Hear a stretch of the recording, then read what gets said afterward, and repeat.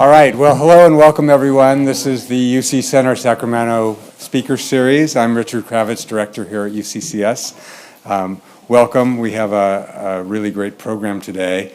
Until about 6 months ago, artificial intelligence, its benefits and potential harms were sort of flying under the radar. We got these occasional news stories about surveillance by shopkeepers in the UK and persecution of minorities in China using facial recognition software, but for most of us, AI was registering as kind of a hypothetical.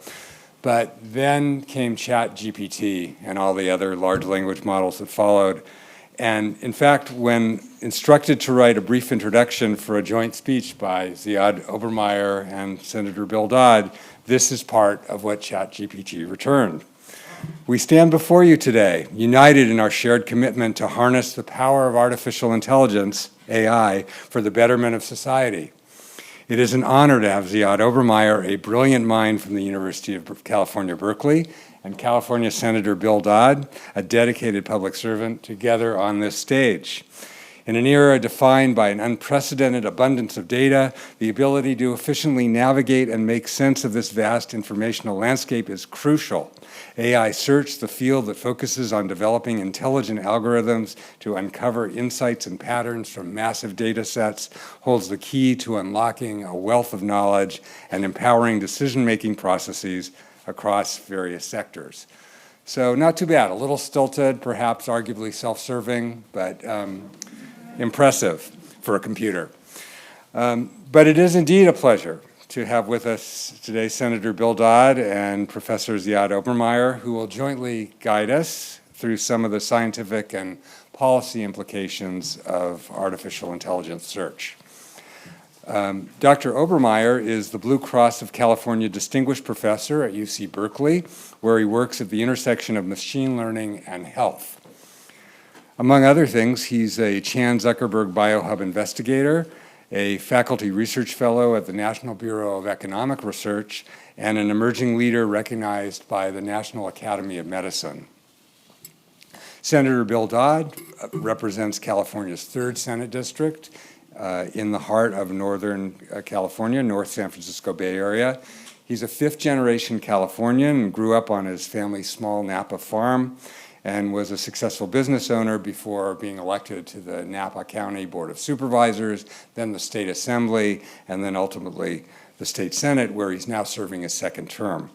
Senator Dodd's work has spanned many topics, from improving public education and the environment to data privacy and protecting seniors, and he's been in the forefront of discussions surrounding artificial intelligence governance, privacy, and ethics.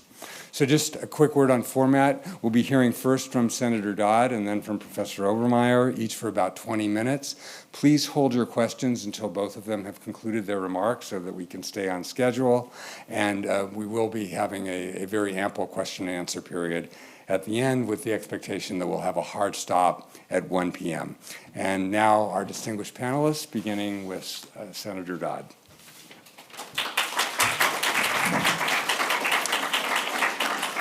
Well, thank you very much. Appreciate that introduction. I really want to thank the UC Center right here in Sacramento for having me here, and to all of you in attendance and online for your interest in California public policy. I do recognize some people from the Capitol building that are here today, so it's nice to see some familiar faces.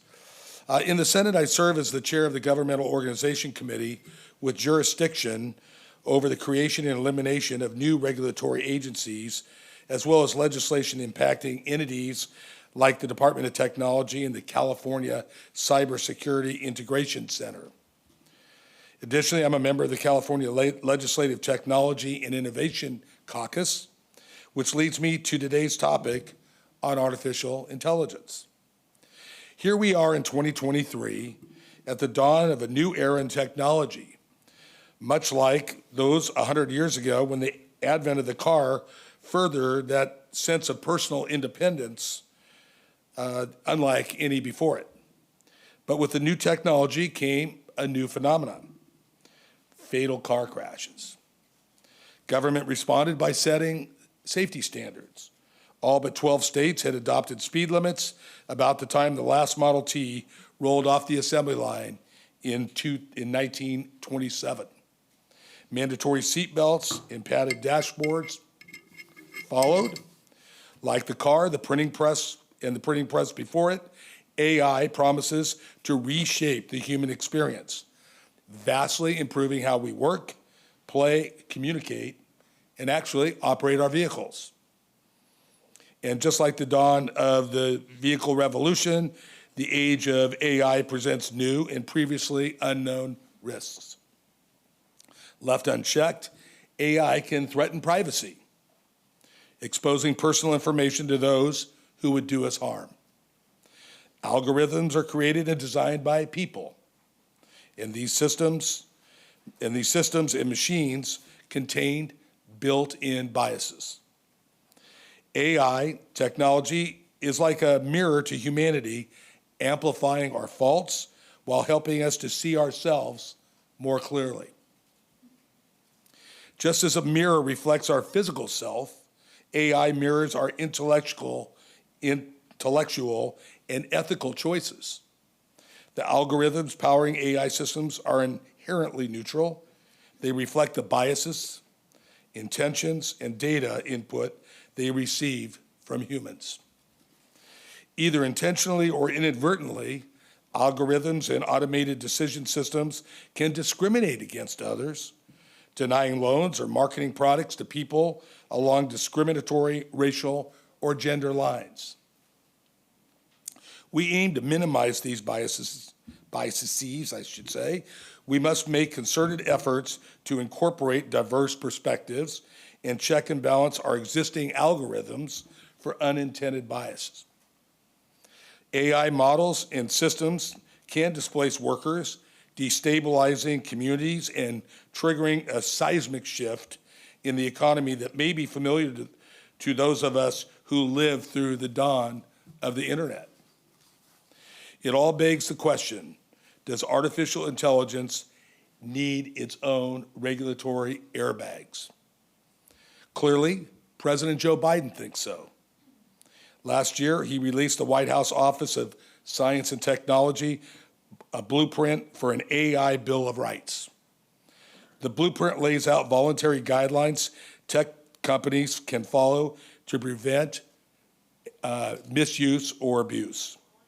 For instance, these guidelines may stipulate fair and equitable data usage, transparency in how AI models work, and the establishment of fail-safe mechanisms to prevent harmful AI actions. Specifically, the blueprint identifies the need for safe and effective systems, algorithmic discrimination protections, data privacy, notice and explanation, and human alternatives, consideration, and fallback. Following the President's lead, I introduced Senate Concurrent Resolution 17 in January of this year, which commits the legislature to examining and implementing those principles in our legislation and policies. The text of that resolution was actually drafted by ChatGPT, the first such state legislative resolution in the United States. The White House AI Bill of Rights was uploaded into ChatGPT and crafted into a resolution to reflect California's values and commitment to a safer AI future. The capability of AI to produce coherent and contextually appropriate language indicates the extent to which AI can assist in enhancing productivity across sectors, including policy and legislation. In addition to that resolution, earlier this year, I introduced Senate Bill 313, which would establish an Office of AI. And this is to guide, use, and deployment of automated systems by California state institutions or agencies. The SB 313 also requires any state agency using generative artificial intelligence to communicate directly to a human to identify itself as artificial intelligence. While a future where we interact with generative AI acting on behalf of the state may sound like something out of Star Trek, it's important now to set the ground rules around how we use these technologies to interact with humans.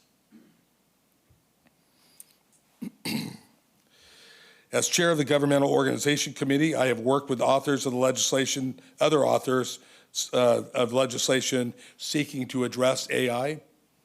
One such bill requires a comprehensive inventory of all high-risk automated decision systems used by the state. Another bill that was approved by the committee this year establishes the California Interagency AI Working Group. As we do our work, it's crucial for policymakers to learn from mistakes of the past surrounding privacy protections when the internet and social media come onto the scene. 5 years ago, I was happy to co-author the California Consumer Privacy Act of 2018. For years, private companies have been vacuuming up our data, learning our preferences and behaviors, and as AI continues to grow and evolve, this data acts like an innovation accelerant.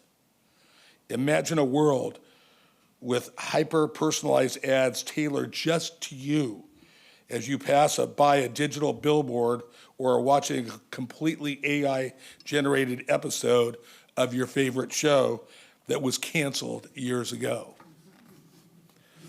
It could feature commercials generated just for you that no other person will ever see based on your habits and your preferences and learned over the years. It will be better than any human-generated ad campaign could possibly ever do. While this might mean personalized products and services that truly cater to individual needs, it also raises some serious questions about privacy and data ownership. Where is the line between helpful and invasive? But artificial intelligence isn't just the future, it's the present. Already it's transforming every aspect of our lives, reshaping how we live, work, and play. From the predictive text suggestions on our smartphones, voice-activated home assistants, personalized recommendations on streaming services, to advanced diagnostic tools in healthcare. AI tools like Copilot, GPT-4, and Bard are becoming integral parts of our daily lives, assisting programmers, writers, students, and legislators alike. Other examples include AI text-to-image generators that can create detailed images out of bizarre text requests. This doesn't just make for a fun tool, it has the potential to revolutionize the world of digital art. Consider AI's impact on healthcare. And an area of particular interest to us here in California, the AI system AlphaFold is making groundbreaking strides in molecular biology. It uses deep neural networks to predict the 3D structures of proteins and has already predicted the structure of more than 200 million proteins. This breakthrough could revolutionize drug discovery, disease understanding, and treatment, underscoring the immense potential of AI in healthcare. That potential extends beyond identifying proteins, excuse me, beyond identifying protein structure to revolutionizing personalized medicine by identifying individual genetic vulnerabilities to disease and creating personalized treatment plans. Thank you. Other examples, very good. Other examples include wearable medical devices developed with the help of AI to steer waves anywhere in the brain to treat disease where it is non-invasively. Using phase wave technology, a Bay Area company is able to read and stimulate features of the brain that haven't been possible to read or stimulate before, like blood flow in the brain. AI is transforming the business landscape as well. The potential for automating repetitive tasks and amplifying worker capabilities is enormous. Embracing AI's potential also means addressing its ethical implications. Consider the company Neuralink, which seeks to augment human intelligence and compete with AI. This raises intriguing questions about the interaction, or the intersection, I should say, of AI and human intelligence. Implantable machine interfaces to not only address brain disorders, but also to augment humans to keep pace with AI may be in the not too distant future. The fast adoption of AI tools like ChatGPT also brings concerns: potential addiction, loss of human creativity, and erosion of critical thinking. These concerns must be at the forefront as we shape AI technology. Education is another sector profoundly impacted by AI. We must prepare our students for a world where AI tools are an integral part of both work and leisure. AI can be used to customize learning plans for the individual, helping those with dyslexia learn how to read, for example. This may mean rethinking our assessment methods and focusing on teaching critical thinking and the effective use of AI tools. AI is also helping us address the reality of climate change and the increasing intensity and frequency of catastrophic wildfires we know all too much about right here in California. In 2021, I authored legislation establishing the Office of Wildfire Technology, Research, and Development within CAL FIRE. Today, the office is fully staffed and hard at work looking into innovative new ways to use AI by detecting wildfires early, predicting their occurrence, and guiding firefighting efforts, and aiding in post-fire analysis and restoration. AI is used to analyze satellite imagery, weather, and environmental data, and provide real-time mapping and tracking of a fire's progress. AI-powered drones can survey the area and offer information to firefighters in real time on the ground. The office's first report on technology and their activities is expected in January of 2024. In the face of escalating global climate crisis, AI-powered models could play a pivotal role in disaster management and mitigation. Algorithms are also used by the state to predict flood patterns by analyzing vast amounts of meteorological data and past flooding incidents to inform future decision-making. And just as the first cars 100 years ago forced us to rethink how to design and build roads and infrastructure, today's AI is driving on its own on our streets, forcing policymakers to reconsider those rules of the road. Tomorrow, regulators in California are poised to sign off on resolutions allowing private companies to offer 24/7 paid robo-taxi service throughout San Francisco. While this novel mode of transportation is in its infancy, self-driving cars serve as another way to feed our more personal data to private companies. We can envision a future where self-driving cars make recommendations for stops based on previous trips that you've been, and previous purchases in the car that you've been riding. It is not about determining the right-of-way rules for autonomous vehicles, but about considering the broader impacts of the urban landscape, from parking needs to the design of road signage to pedestrian safety and beyond. As individuals, we must all do our part to educate ourselves about the dangers of AI and be aware when others may be using AI to deceive. With just a few seconds of audio, any one of us can clone an individual's voice with scary accuracy for a few dollars online using AI technology. The rise of deepfake technology, which uses AI, creates hyper-realistic but completely fabricated images and videos. This raises serious concerns about misinformation and identity theft.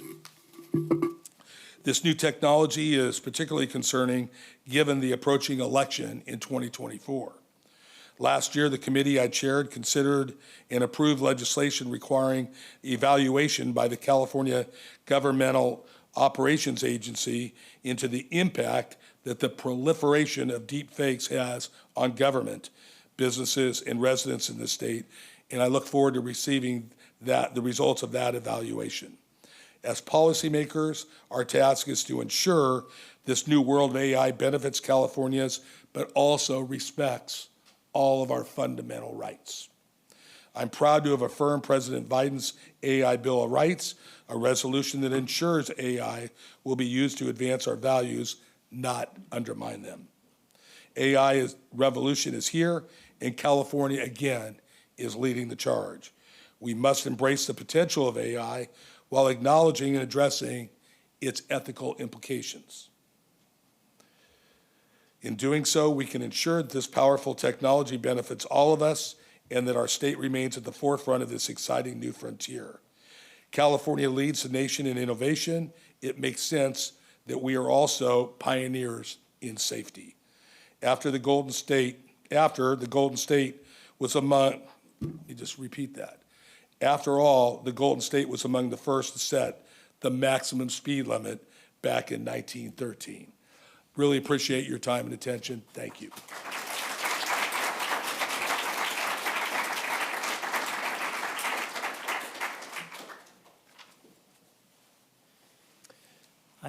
I loved a lot of things about the senator's speech, and I think one of them was the image of algorithms as mirrors that don't judge but just reflect. And I want to start by maybe giving you another image or just a metaphor or something to think with.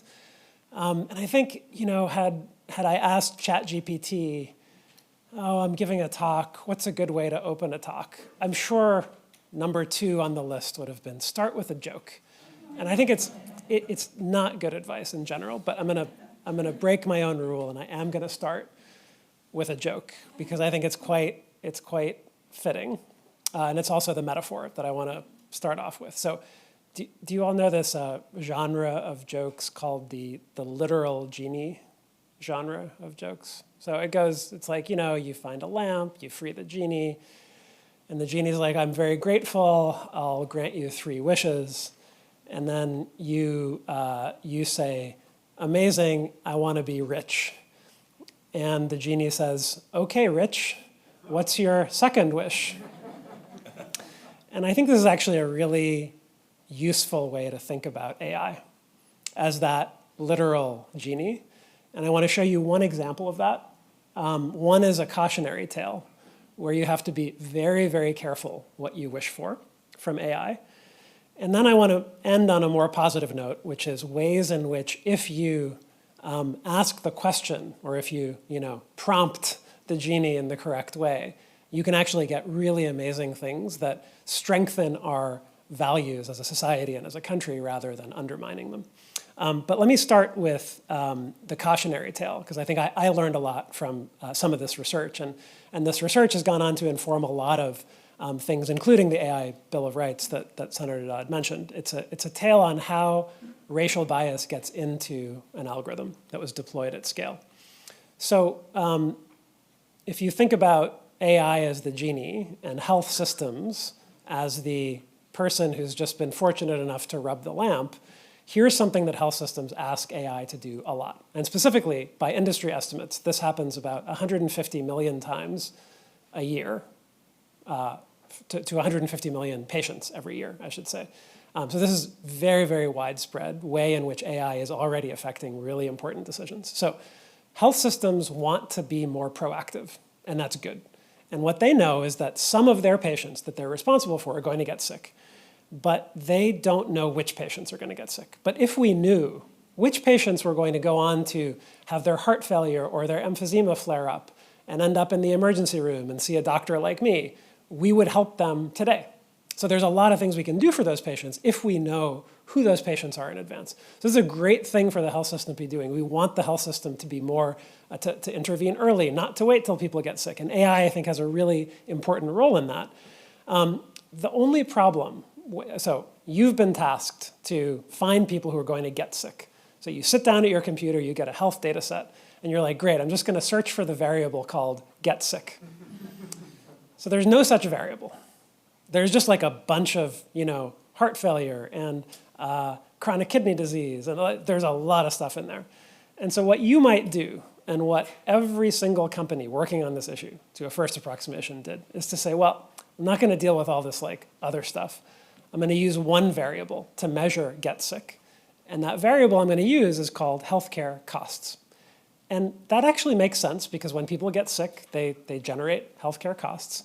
And it's, that happens for everybody, for black patients, for white patients, for everyone. So that's what the algorithm developers did. So they just built an algorithm that predicts how much someone's going to cost, and that's on the x-axis, going from low-cost prediction to high-cost prediction. And on the y-axis is how much people ended up costing, and the two lines are for black and white patients. Well, you can see those lines are right on top of each other. So the line is going up, so the algorithm score predicts who's going to cost money, and the algorithm goes up equally for both black and white patients. And so that's great. This looks good. Now we can get to work, and we can use this algorithm to figure out who needs help. And we're going to give that help to the people who are at highest risk. So this is a setup for, I think, a really tragic outcome. And that tragic outcome was because two facts that everybody knew were never connected. Fact one, the algorithm was told to predict costs, and the predictions of that algorithm were used to determine who gets help. And specifically, people with the higher score got more help. That's fact number one. Fact number two, some patients, even when they need healthcare, don't get healthcare because of barriers to access, and because even when they overcome those barriers to access, they are treated differently by doctors and by the healthcare system.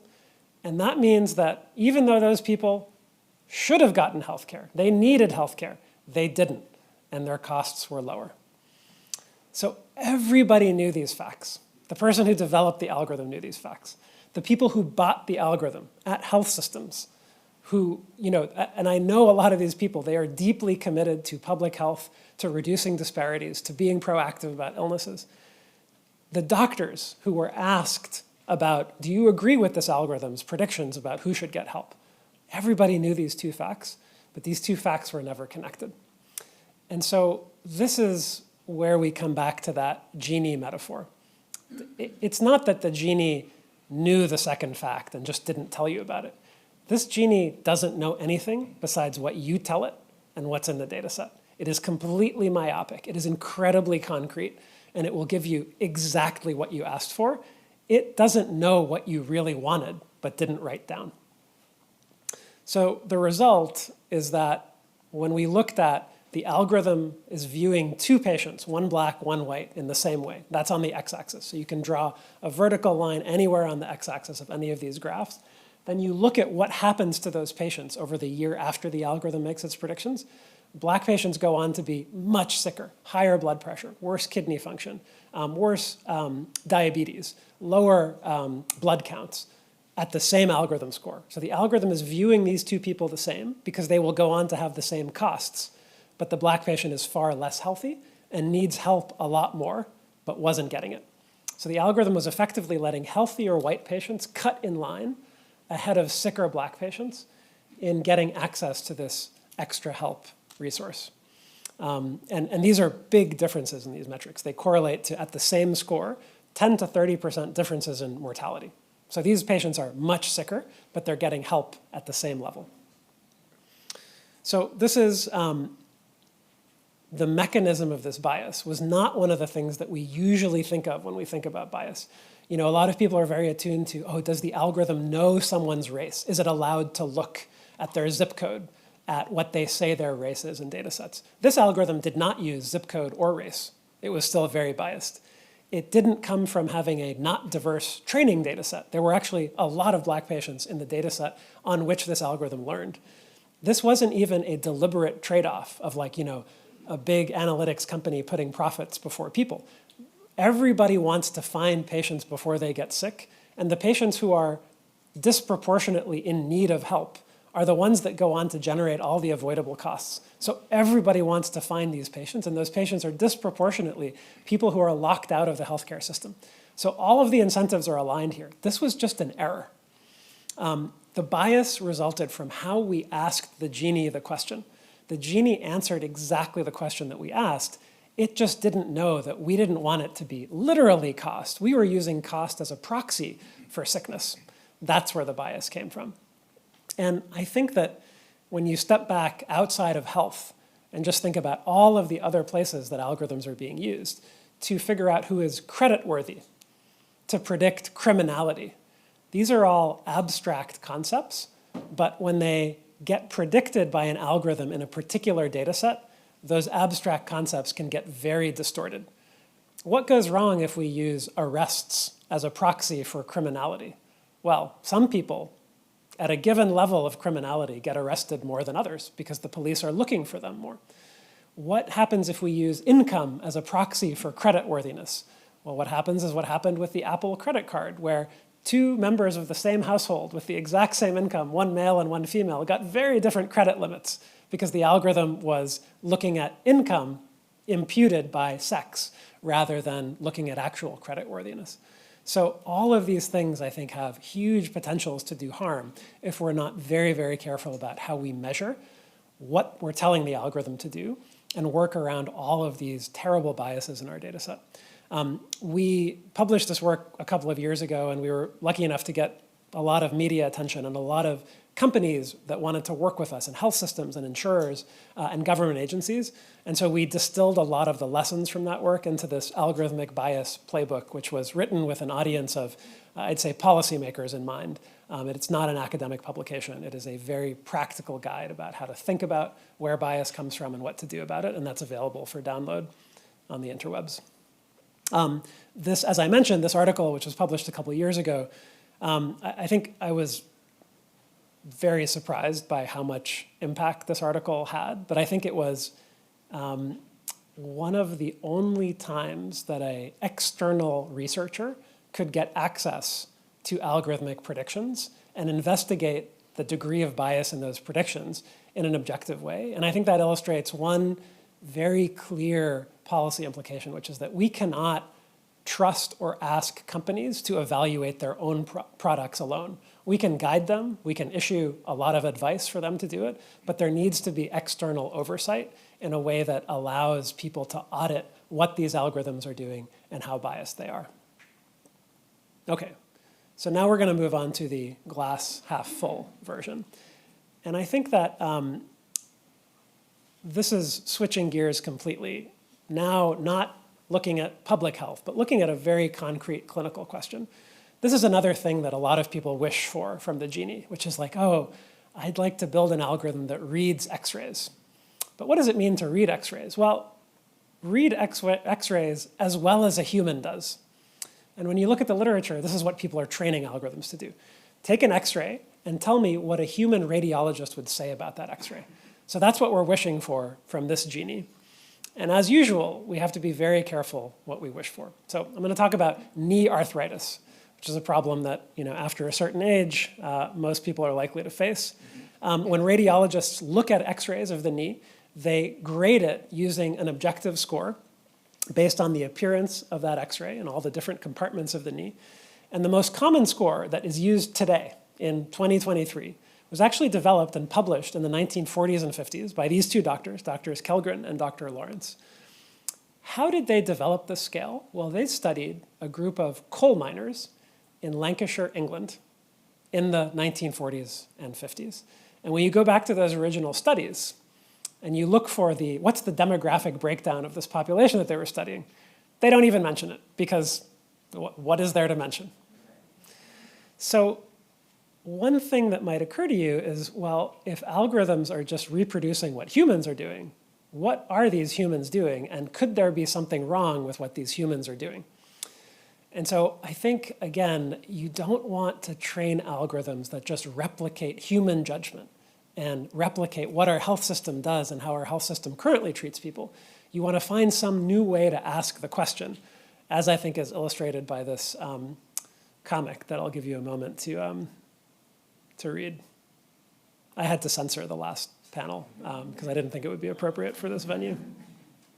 So in the same way that we think, okay, when we're training an algorithm based on the human, we show it the knee and we say, what is the Kellgren-Lawrence grade that a radiologist would give to this x-ray? Well, it turns out that there's another human that you might want to ask about this knee. And it's not the doctor, it's the patient. So what we did is we trained the algorithm to listen to the patient and reproduce what the patient would say about the knee and its severity, rather than asking the doctor. And that algorithm turns out to make a lot of progress on a mystery in the medical literature, which is what people refer to as the pain gap between black and white patients. So it turns out that when you take two patients whose x-rays look the same to a radiologist, on average, black patients report far more pain from knees that look identical to the radiologist. So one interpretation of that is like, oh, well, there's other things going on outside of the knee that's aggravating the pain. But another interpretation of that is like the radiologists are looking for things that hurt in the knees of coal miners in 1947, and they're not looking for things that hurt the patients that we see in our office today.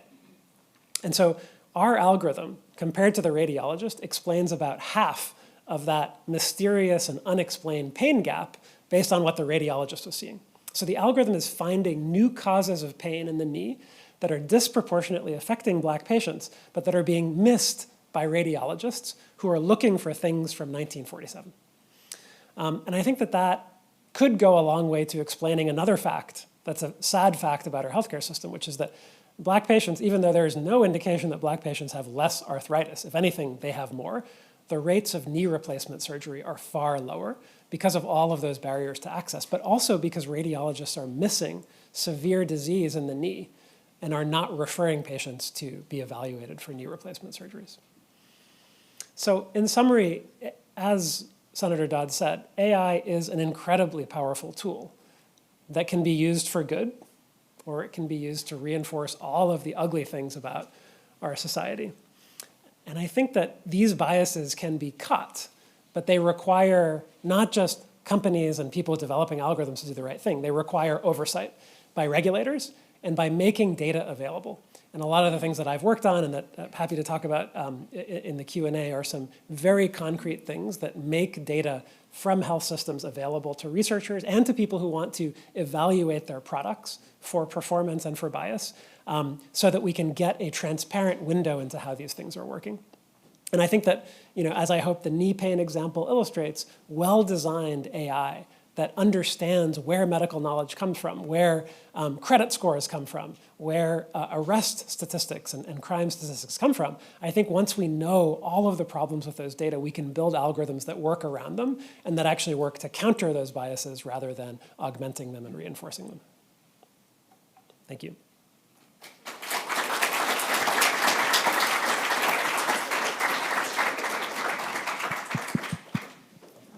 Great, thank you. And with that, we are at the top of the hour, ending right on time at 1 o'clock. Let's give a round of applause for Senator Dodd and Dr. Obermeyer. Thank you. We're delighted. Thank you both for just a fantastic talk today. And the talk has been recorded and will be available on our website at uccs.ucdavis.edu. Thank you so much, everyone.